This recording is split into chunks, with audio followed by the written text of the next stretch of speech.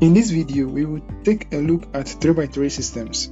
We will first solve the system, find the stable, unstable end or the center subspaces, and we will sketch the face portraits.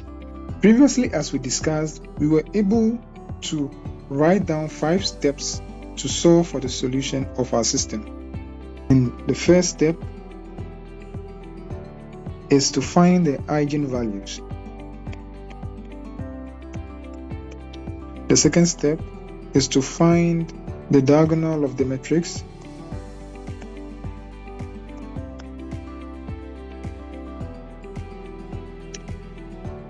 Is to find your eigenvectors.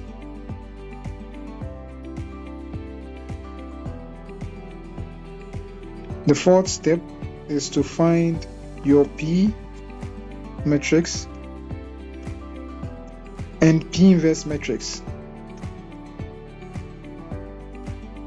The fifth step is to find your E of t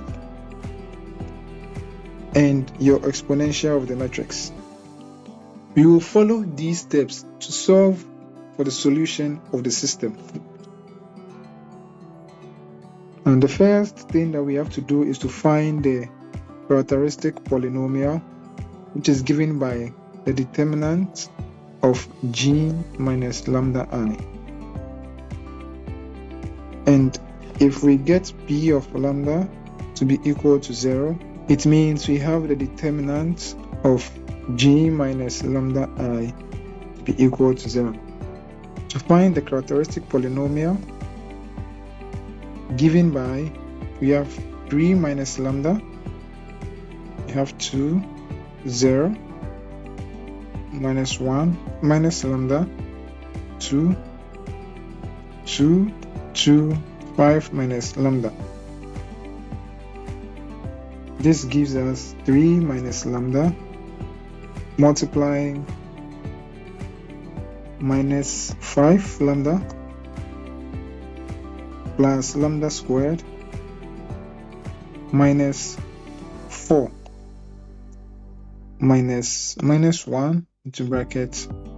We have 10 minus 2 lambda.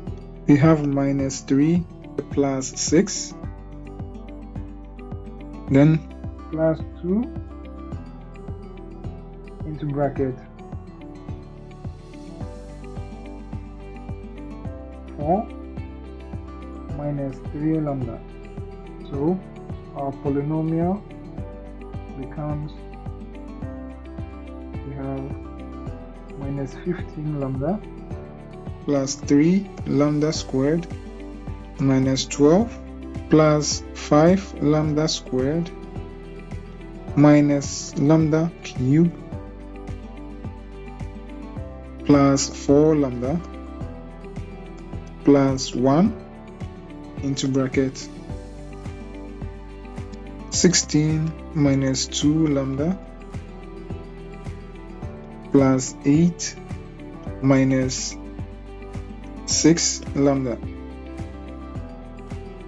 So our polynomial, simplifying, we will have minus lambda cube plus 8 lambda squared minus 19 lambda plus 12. If we set the polynomial to be equal to 0, then we'll have minus lambda cube plus 8 lambda squared minus 19 lambda plus 12 to be equal to 0. Next, we find the factors of 12, which is the constant without any lambda. So the factors of 12 are 1, 2, 3, 4, 6, and 12. We insert the value for which the polynomial will be equal to 0. So we take the first one, which is 1. We have minus 1 plus 8 minus 19 plus 12. The summation of 8 and 12 will be 20. The summation of minus 1 minus 19 will also be minus 20. So we see we get 0. Since 1 is a factor of the polynomial, we have lambda minus 1 which will divide everything here. We have minus lambda cube plus 8 lambda squared minus 19 lambda plus 12. We divide the first value, this, by this value. So we have minus lambda cube divided by lambda, which will give us minus lambda squared. So we have minus lambda squared at the top here. We multiply minus lambda squared here with everything here. We will have minus lambda cube plus lambda squared, and we subtract. So minus lambda cube plus lambda cube give us 0. 8 lambda squared minus lambda squared give us 7 lambda squared. Then we add minus 19 lambda and perform the same calculation again. So we have 7 lambda squared divided by lambda, which give us 7 lambda. So we write that at the top here, plus 7 lambda, and then we multiply. So we have 7 lambda squared minus 7 lambda. Then we subtract. So 7 lambda squared minus 7 lambda squared give us 0, giving us minus 12 lambda. Then we add 12, this value, to it. So we perform the same calculation again. We have minus 12 lambda divided by lambda, which will give us minus 12. So we write our minus 12 here. Then we multiply again. So we have minus 12 lambda plus 12. And when we subtract, we'll have 0. So we can write our factors as lambda minus 1, which is the value here, multiplied by the expression here. We have minus lambda squared plus 7 lambda minus 12 equals 0. Here we see that either lambda minus 1 equals 0, which implies that lambda equals 1, or minus lambda squared plus 7 lambda minus 12 equals 0. We can rewrite this as lambda squared minus 7 lambda plus 12 equals 0. The only thing we did was multiply through by negative 1 to get rid of the negative in front. Next, we have to find the factors of this expression. So we have the factors of 12. So now we use the same approach again. We need to find the factors of 12, where when we add or subtract, we will have negative 7 as our answer. The factors of 12 are 1, 2, 3, 4, 6, and 12. The factors come in pair. 1 times 12 gives us 12. 2 times 6 gives us 12. 3 times 4 gives us 12. So we look for the values that when we add or subtract will give us negative 7. The only values that satisfy this condition is 3 and 4. When we add the negative values of 3 and 4, we're going to have minus 7. We have lambda squared minus 3 lambda minus 4 lambda plus 12 equals 0. We have lambda squared minus 3 lambda all in one bracket. We have minus into bracket 4 lambda minus 12 equals 0. We can factorize lambda out to have lambda into bracket lambda minus 3 minus 4 into bracket lambda minus 3, which is equal to 0. So we have lambda minus 4 lambda minus 3 equals 0. So either lambda minus 4 equals 0, which implies lambda equals 4, or lambda minus 3 equals 0, which implies lambda equals 3. Now, these are just some rough works that you're supposed to do behind the scene or on a rough piece of paper so that it doesn't interfere with your calculations. So we see we have lambda 1 equals 1, lambda 2 equals 4, and lambda 3 equals 3. We can interchange the position of 4 and 3 so that we'll have it in ascending order. Now, these are the eigenvalues of our system. Next, we are supposed to find the diagonal. And the diagonal is just the elements of the eigenvalues lying on the diagonal of the matrix. So we have 1, 0, 0, 0, 3, 0, 0, 0, 4. Now, these are distinct eigenvalues. So when you have distinct eigenvalues which are real, you have to find your P matrix and your P inverse. So next we find our eigenvectors. So we have the expression G minus lambda 1 I times V1 to be equal to 0. And our G is given by 3 minus 1, 2, 2, 0, 2, minus 3, 2, and 5, minus lambda 1 is just 1, multiplied by the identity, which is 1, 0, 0, 0, 1, 0, 0, 0, 1. And all this is multiplied by the vector. We represent the component of the vector by x, y, and z, which is equal to the 0 vector. So next we simplify. We have 3 minus 1 giving us 2. We have minus 1, 2. 2 minus 0, we have 2. Minus 3, we have minus 1. And 2. 2. We have 5 minus 1, which gives us 4. Multiplied by x, y, and z, which is equal to 0, 0, 0. This is different from the 2 by 2 matrix where we only multiply the first one.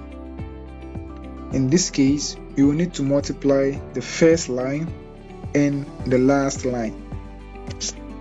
The first line would be 2x minus y plus 2z, which is equal to 0. And the next one we have minus 3x plus 2y plus 4z, which is equal to 0. Now we see that we've taken only the first expression, which has a value, and the last expression. The first and second expression are the same, so we solve this simultaneously by letting y to be equal to 2x plus 2z, and we substitute that value in the second expression. So pushing 3 into 2, you see that we have minus 3x plus 2 into bracket 2x plus 2z plus 4z, which is equal to 0.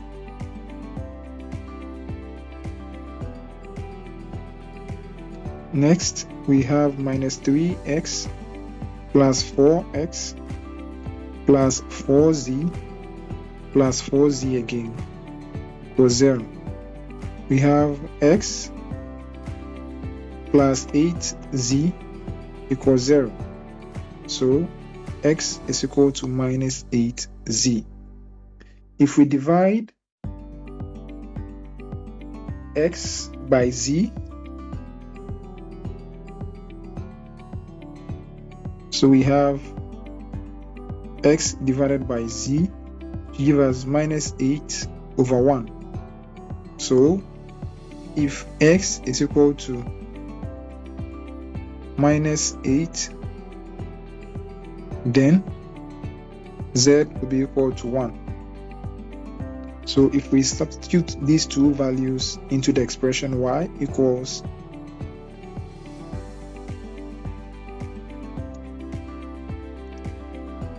if we substitute the values of this expression into this expression, we'll have y to be equal to 2 times minus 8 plus 2 times 1, which makes y to be equal to minus 16 plus 2, which will give us minus 14. So in this case, our v1 will be equal to x, which is minus 8, y, which is minus 14, and z, which is 1. Now we find our next eigenvector corresponding to the eigenvalue 3. So we have g minus 3i v, which is equal to the 0 vector. Again, the values of g are 3, 2, minus 3, minus 1, 0, 2, 2, 2, 5, minus into bracket 3, 0, 0, 0, 3, 0, 0, 0, 3, all multiplied by x, y, and z, which is finally equal to 0, 0, 0. Again, we simplify and write. You have 3 minus 3 giving us 0, minus 1, 2, 2, minus 3, 2, minus 3, 2, we have 2, multiplied by x, y, and z, which is equal to 0, 0, 0. We will write down our expression. We have minus y plus 2z equals 0, which is our equation 1. We have 2x minus 3y plus 2z equals 0, which is equal to our equation 2. We have minus 3x plus 2y plus 2z is equal to 0. We have our third equation. So from equation 1, we see that y is equal to 2z.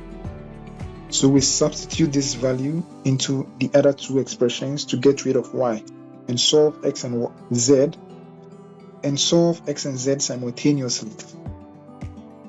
So we have 2x minus 3 into bracket 2z plus 2z, which is equal to 0. And this will give us 2x, we have minus 6z plus 2z, so minus 4z, which is equal to 0. Therefore we have x minus 2z, which is equal to 0. X is equal to 2z. We have minus 3x plus 2y, and y is given by 2z plus 2z again, which is equal to 0. And we have minus 3x, this is 4z plus 2z, which will give us 6z, which is equal to 0, minus x plus 2z is equal to 0, and x is equal to 2z. So we see that just substituting the value into 1, we already have this expression. So from here, we can divide x by z to get 2/1. With this, we can write if x is equal to 2, then z is equal to 1. And when we substitute the value of z into y equals 2z, we have y will be equal to 2 times 1, which will be 2. So finally, we found our v2, which is equal to x is 2, y is 2, z is 1. So we find our last eigenvector. So g minus 4i times v3 is equal to 0. We write down our G matrix: 3 minus 1, 2, 2, 0, 2, minus 3, 2, 5, minus 4, 0, 0, 0, 4, 0, 0, 0, 4. X, Y, Z, 0, 0, 0. We simplify. 3 minus 4 is minus 1. We have minus 1, 2. We have 2 minus 4, 2, minus 3, 2, 1. Multiplied by x, y, and z equals 0, 0, 0. Okay, so we have minus x minus y plus 2z, which is equal to 0. We have 2x minus 4y plus 2z is equal to 0. Again, we have minus 3x plus 2y plus z, which is equal to 0. Making x the subject, we have x to be equal to 2z minus y. Substituting the value of x into the other two expressions, we have 2 into bracket 2z minus y minus 4y plus 2z equals 0, which gives us 4z minus 2y minus 4y plus 2z, which is equal to 0. Next, we have 2z minus 6y equals 0. Furthermore, we have 2z is equal to 6y, z is equal to 3y, which implies z over y, it will be 3/1. So if z equals 3, then y equals 1. When we substitute these two values into the first expression, we have x to be equal to 2 times 3 minus 1, which will give us 6 minus 1. So x will be equal to 5. So our v3, which is given by x, which is 5, y, which is 1, and z, which is 3. So now we can write our P matrix as v1, v2, v3, which is equal to, we have v3, so let's write that one. We have 5, 1, 3. This one we have 2, 2, 1, minus 8, minus 14, and 1. Now to find your P inverse, it is 1 over the determinant of P times the adjoint of P. There's a simple way to find it for 3 by 3, which we're going to do next.